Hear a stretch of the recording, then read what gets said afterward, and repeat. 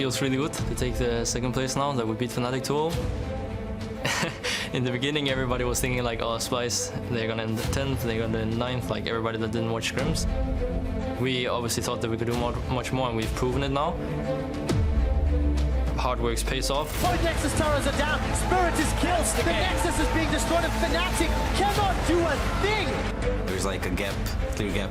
It's us and Splice, and then there's like rest. We had some really big issues in the team. Gamsu couldn't really handle like the pressure of another top laner. It was really hard for Spirit to like stay positive. 9 kills on this Cassiopeia. Jeez, yeah, Fnatic, they wish they could call 911 right now. Giants pick up a 2-0 and are one step closer to a playoff berth. It's really important for us to win against Schalke, since it might be for a playoff spot. It's obviously a lot easier to play when you have everyone that's ready to play playoffs and nobody's holding the team back.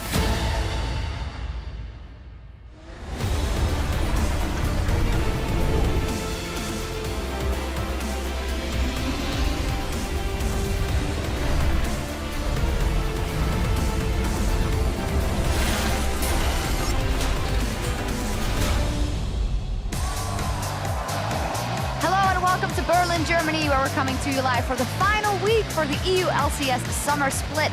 The 2 playoff spots left up for grabs. The teams are fighting to stay in contention and out of relegation. As you can see, everyone is incredibly hyped to see who will make it into the playoffs here in Europe. And there is Fnatic in their last-minute huddle before they take to the stage and, of course, try and vie for that second place in the EU LCS. And there are, of course, the reigning kings of Europe, G2 Esports, getting ready to take to the stage as well.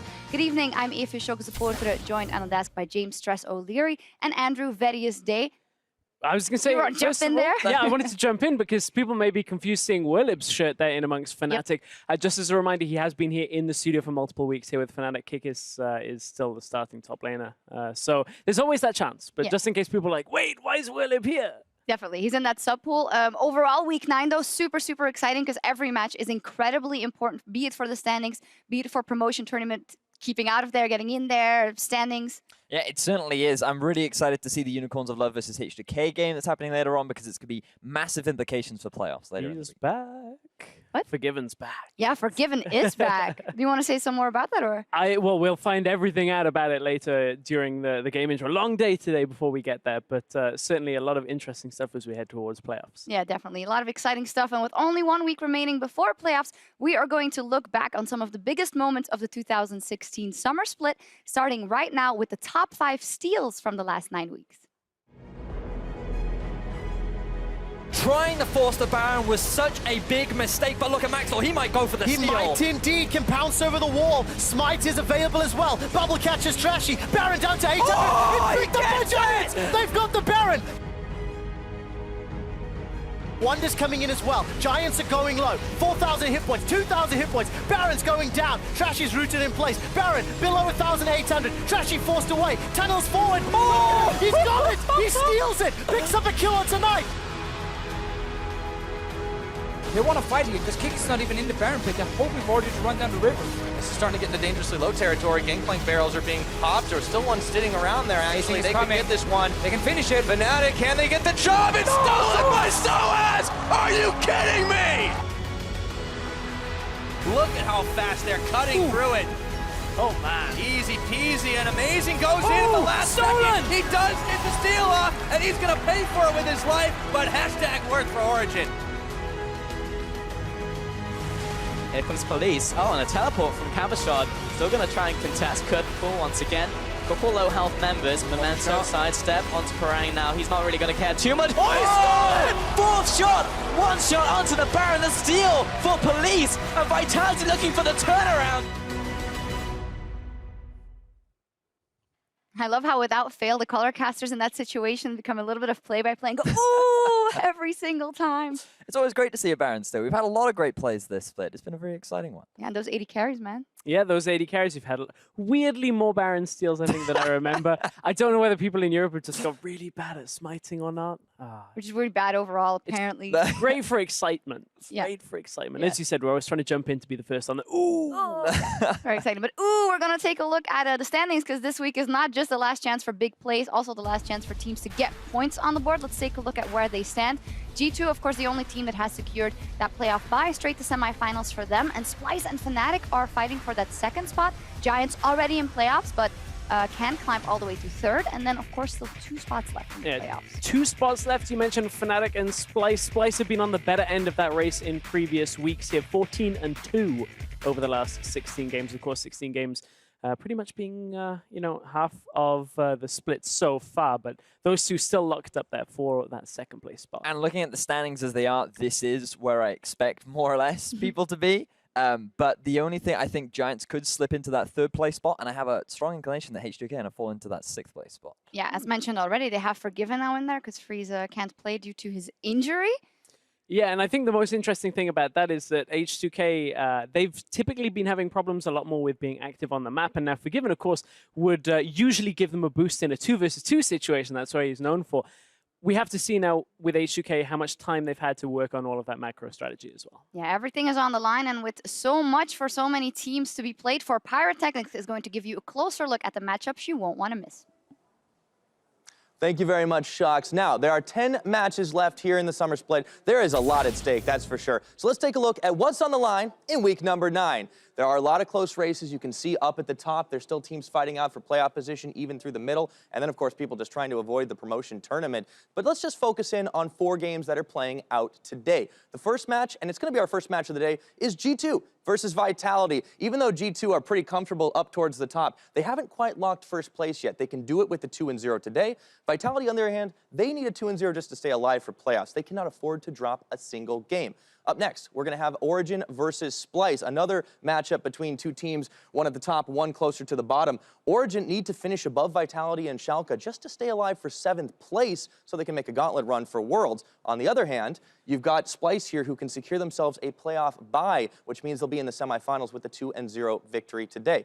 But dialing back, let's talk a little bit about Schalke. They're facing off against Giants Gaming. 3rd game we're going to highlight here. So, Schalke, just like Vitality, they need themselves a 2-0 to stay in the playoff race. Giants, on the other hand, are a little bit more comfortable, sitting in 4th right now, but they're fighting for seeding with Fnatic and H2K, and they want to make sure that their playoff position is much improved before we head past week 9.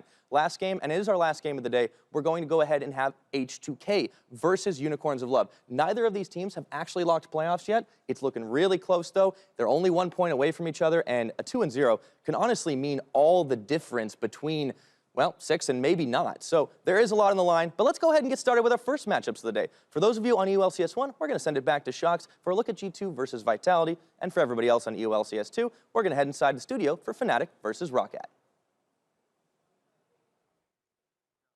Thank you very much. Quite interestingly, basically everyone needs to win, and in week 8 we saw almost exclusively 2-0s outside of the 1 tie, Fnatic versus OG, I believe it was. So that's the consistency. Teams understand how to play more consistently. This was something that a lot of teams complained about initially.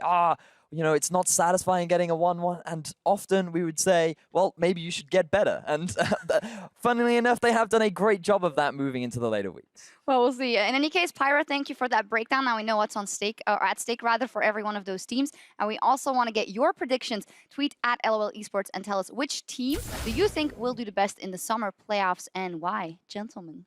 I'm going to take the easy route and say G2. G2! I honestly think that they have the strongest roster right now. They seem to be performing the best. They've grown a lot as a team, and I expect a lot from them come playoffs. So I'm going to answer the question with Splice.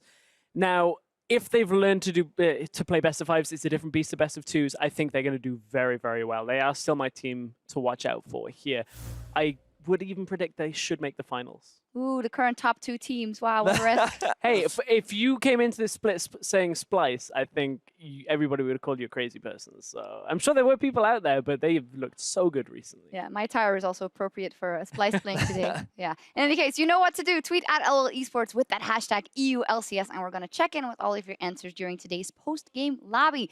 However, now it is time to dive into the action, and our first match of the day, G2 Esports versus Vitality. Pyrotechnics touched on it already. G2 is in first place, 4 points ahead of number 2. They clinched the first round bye, so they are in semifinals. We had a little bit of a chat with Perks last week who said, well, now it's time to get serious, to practice a bit more serious, to try some different things and prepare for playoffs. And now if you take that at face value and believe perhaps that G2 haven't quite been firing on all cylinders, that does make for a scary team when you consider if they've got more in the tank. I do think that's a little bit confident by G2. We know they've been played by confidence in the past, but certainly if they do have another gear to kick it into, teams need to be worried in the playoffs. Yeah, and speaking of worried teams, Vitality, they are likely going to be feeling a little bit worried right now, because if G2 are going to be stepping it up a gear, then that is a very worrying thing. Considering that their performance in the last week was not the greatest, I think that it would be a very surprising and massive upset if they were able to get even a game. Yeah, in week 8, they went 0-4, of course, and they need to step it up a gear. Yeah, and stepping up a massive gear because Vitality need to 4-0 here, and they need to rely on other teams losing here as well. For Vitality, that kind of goes against how their summer split has played out completely. We were taking a look a little bit exactly how their split compares to spring when we were saying, hey, Vitality, look at how good they are. Well, the same amount of wins looks like a great thing on paper until you realize the amount of losses that goes right next to it. 13-5 in spring, 19 losses brings them to only a 40% win rate here in summer. That is a drastic change, and Vitality just have found no consistency. And we thought that with Shook coming back into the roster, that would be a big part as to their improvement. Maybe we would see the same old Vitality that we saw in spring, but it just seems that he wasn't able to make the same sort of impact that he could do back in spring. And the most interesting thing about that was first game he comes back in, we were like, oh, it's Vitality. Shook's going top for Cabochard again. Last week, we saw a change up in play. Shook went to the bottom lane instead. Didn't really work out in the same way at all. Like Vitality, regardless of whether they've been top with their jungler, whether they've been in the bottom lane, just have not been able to find a play style that works for them. They're trying a lot of things and none of it seems to be working. Yeah, in general, if we just look at the whole story, Super Team, of course, they came out themselves and said it in spring. We gave them some time and then they faltered in playoffs. Shans was saying here during Coaches Week, we're trying a different strat. You know, we're flying under the radar before playoffs, but now it seems that they might not even make it. Is it time to kind of question Project Vitality or... Well, I mean, that's one of the big things, because the team initially looked fantastic, but then obviously they lost Hyanan, which was a big hit for the team. Kasing was struggling to synergize well with Police, but it does seem that over time that synergy has grown. Stress, just mentioned it a second ago, with Shook spending more time in the bottom lane, does demonstrate growth. And for me, Nukeduck has been one of the big consistencies for the team, so maybe he can step up today. Yeah, we're just waiting for a second for the players to get into the lobby so we can talk a little bit more about Vitality. And I think the strangest thing is for Vitality, 4 out of the 5 players here in Europe have been known at one point to be in the top 3 of their role. Yeah. Cabo, Shook, Nukeduck, Kasing, you all at one point in their careers could have been like, these guys are impact players. They will make a difference. Unfortunately, none of them right now seem to be playing even the same game together. Like Cabo in what should be a carry meta doesn't seem to be on the same level as even newer top laners like Wonder or Smitty J, and the same is happening across the board. So it's a little disheartening because these are guys that should be able to work great together, but something's just not gelling. Yeah, we'll see if they found that gel for in their hairs or on the rift today. And as we send it to the casters for game 1, let's take a look back at the down to the wire defense that ended the last match between these two teams when they met back in week 4. Keep an eye on the player cams because this one is the stuff of nightmares. Trick, he's too tanky. No one has any CC left. Are you kidding me? No, what? Oh, quadra kill! Oh my God, Vitality! Look at his face! That's the man, he's tilting right now! Maybe. Please. Oh no. My God. Oh my God. Rek'Sai, no? Rek'Sai! Kill Rek'Sai! Kill Rek'Sai! Nice! Oh, quadra kill! Nexus!